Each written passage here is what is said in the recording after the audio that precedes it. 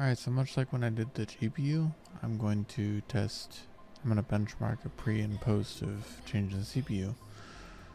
When I built this computer 5 years ago, I had an Intel i9-9900K. I overclocked it. It's been great, but I have a 4090 now, and people are mentioning that it's most likely bottlenecked by the CPU, which it is. But time for everything, you know, like I bought the GPU before the fucking market sucked and the 50 series got released and it became unavailable. And then I got a CPU now when they're readily available. So, you know, we'll see how it goes.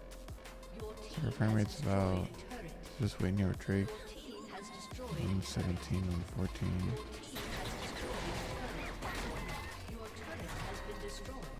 Alright, let's see all these minions. That's a lot of fucking minions. Are they coming from the jungle? What the fuck? Never seen that before. So, yeah, this is a little benchmark just for League, because we did League last time, so yeah, we'll see how it looks with the new CPU. I'm very excited to see the results, because the GPU will finally be unbottlenecked. It's better to have your GPU bottlenecked, because it means you're actually utilizing it. Yeah, we can see it's a little choppy here. I don't have the frame counter on, but see how our hardware monitor looks. So GPU is at 68% utilization. Let me drag this over. So when I'm playing the game, it's only at 63% utilized. My processor is at 85%. Temperatures look really good. Alright, and last but not least, we're going to be trying Marvel Rivals. I've been playing a lot of this with KZBet. It's kind of scratched our Overwatch itch.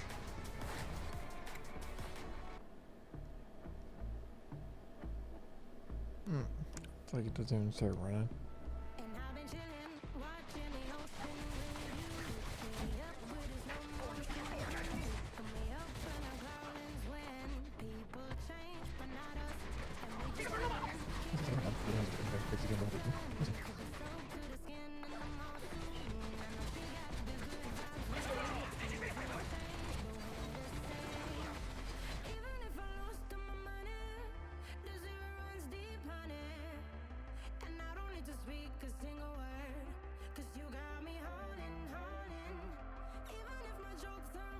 Yeah, that's pretty much the games that I play currently, so we'll see how it goes. Alright, so I'm going to try and walk you guys through this, but I have my Asus Strix X870E-E, Wi-Fi, whatever. It was actually found by quite a couple people. The larger CPUs, because CPUs are in a trend getting larger, they found that the clamp device, I don't remember what it's called, but it's different for Intel and AMD, but they found that it doesn't give even clamping pressure when you actually put the CPU in the socket. So Thermal Grizzly actually makes a contact frame, which I'm going to install here, but first we're going to put the CPU in, and what I have is a 9800X3D. Known to be the fastest gaming CPU currently. Just overall the benchmarks look really good. So I'm going to install this frame. I have to take the clamping device off. Once I take the clamping device off, I'm going to put the thermal contact frame on, and I had to mark each bolt with a line with a Sharpie so I could see the rotation, because I highly recommend you basically like get them all snug and then give it 90 degrees extra in case you don't have like a torque wrench that reads as low as they had the torque spec for. So yeah, after that's in, marking the bolts here, I was trying to be as cautious as I could about fucking torquing them, because I had read through a bunch of forums and stuff and articles that if you clamp it too tight, you won't make enough contact, or you'll make too much contact and I'll have boot issues. So I wanted to avoid that. I just wanted it to work right from the get-go. So I tried to do it right the first time so I wouldn't have to go back and, you know, because I'd be water cooling it. And then for RAM, I went with some G.Skill Trident Royal.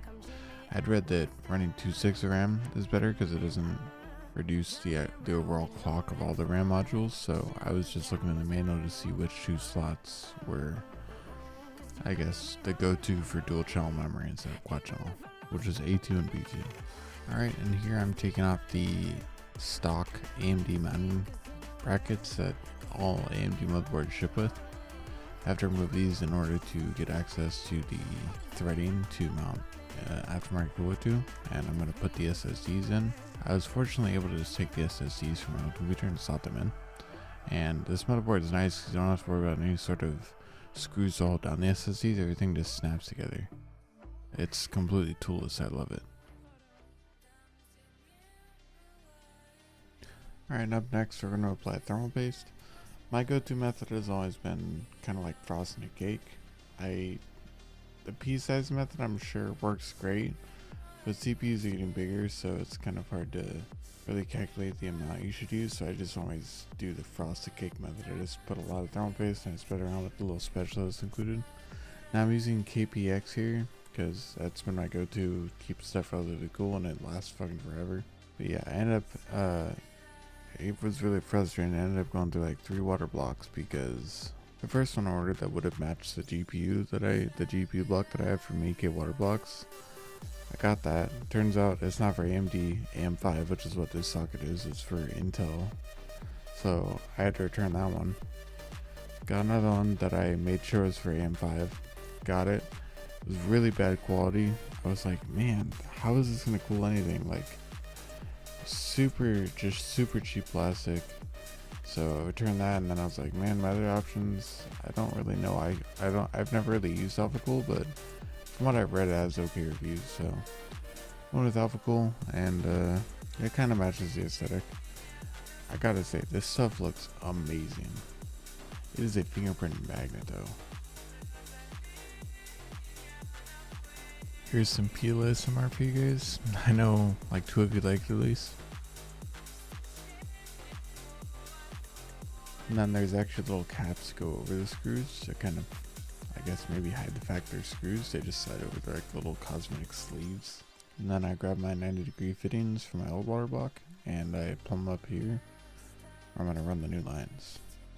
Alright, so now up next was the awful task of draining this piece of shit. After I figured out how to turn the quarter turn, I was able to drain it successfully. And then once I got it all drained, I had to use good old lungs to blow it out because I don't really have a great way of draining the loop. I should have thought about that 5 years ago, but I didn't. And next I'm able to take the motherboard itself out, which meant that we could finally put the new motherboard and CPU in and then bend new tubing for it. And just like that, the motherboard was slotted in. I screwed in all the standoffs, good to go there. I didn't record the best footage for bending new tubes, so I just cut it. I got 2 new tubes bent and then it was ready to be filled up. Alright guys, so I like to use these blue rags because when they get wet, it's really easy to tell when they're leaking. So as a precaution, I always put paper towels around all the fittings just to make sure they're not leaking.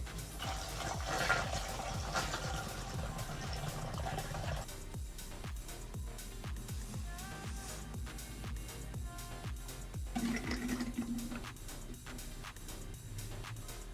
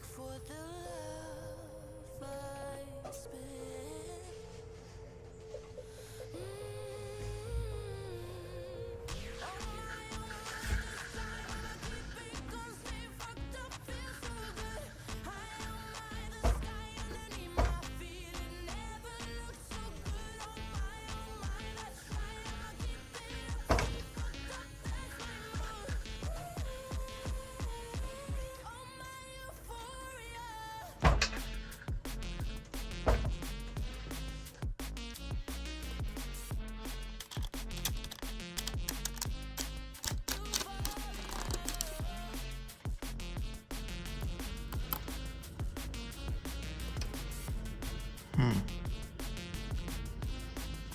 they're not leaking.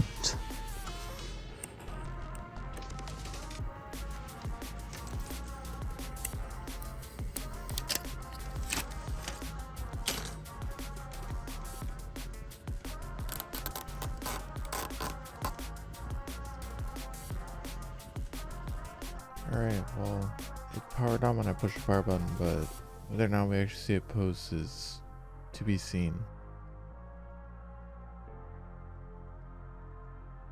You can see here I plugged in the wrong monitor, so I was turning my head sideways to try and read it.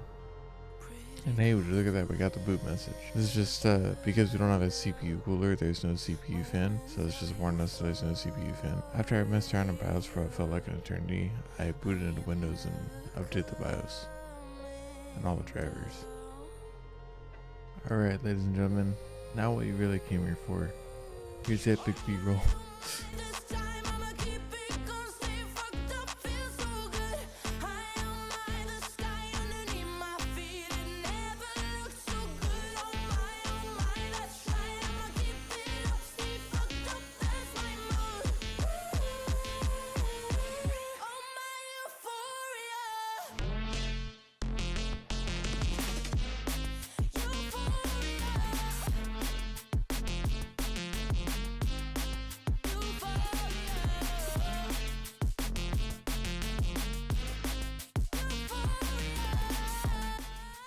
Alright, now what you really came here for, what you really came here for, the post CPU upgrade benchmarks. This is compared to when I had an i9-9900K, which is like a 6-year-old CPU, so yeah. Alright, so hopping into League here, I know somebody in the comments of my GPU upgrade video were like, League of Legends is the first game you play after you upgrade the GPU or something like that, and they thought that was funny. I mean, I get it. I definitely get it, but at the same time, it's a game that I play a lot, so I want to see the actual performance increase on a game that I play a lot of. So, I'm happy to showcase the upgrade that I got, if I got any at all, which I did. But this game is more of a CPU-bound game. It's more intensive on your CPU than your GPU. So, a CPU upgrade, this is a way better test of seeing how much of a performance increase it is. So, I can never remember where teleport to grid. There it is.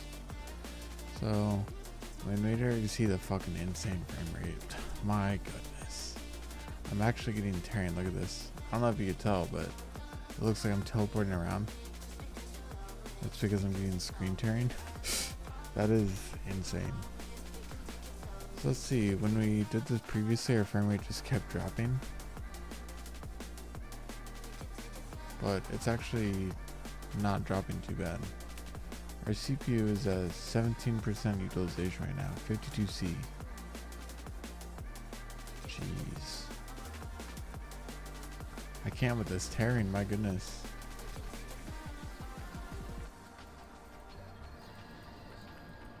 That's why I locked the frame rate. Because you get like really bad tearing otherwise. That's crazy.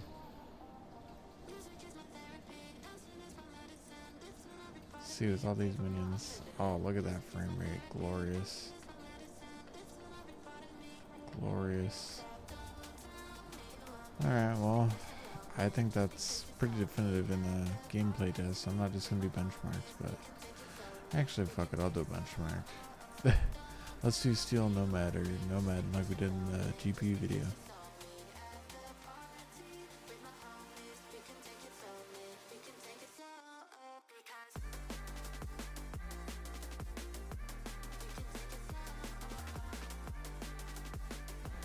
Alright, so right away the FPS is not insanely different than the last test we ran, but it's better.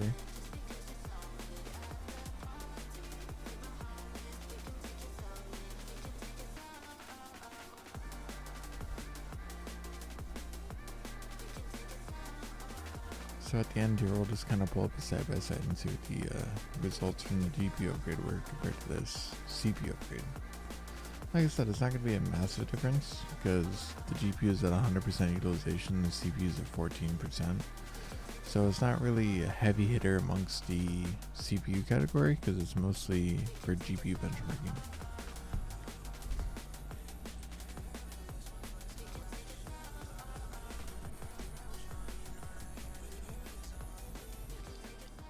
But we got 7351, so, you know. So, yeah, that'll be that.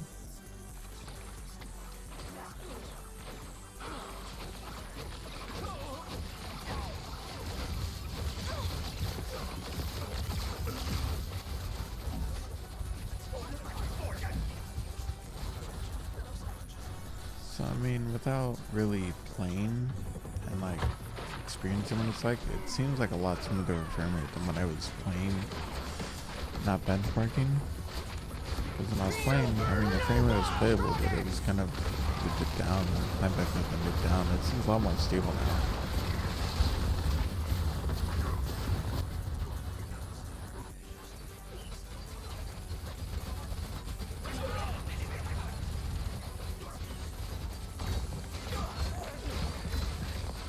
Alright, let's see the results here. So 1% lows are higher. Our average FPS up the top right looks a lot better. Pardon me. I say as an upgrade well invested. What about you? Thank you for sticking around. That was a longer video, but I didn't really want to cut out as much as I did with the GPU video. Kind of wanted to show you the whole process, and you know, you can decide for what you want, but at the end of the day, we got an NASA computer again. 5 years ago, we've put NASA to shame with our computer build, and then throughout like the 5-year span, it's slowly just NASA triumphed and triumphed, but now we're quick again. I'll see you guys around.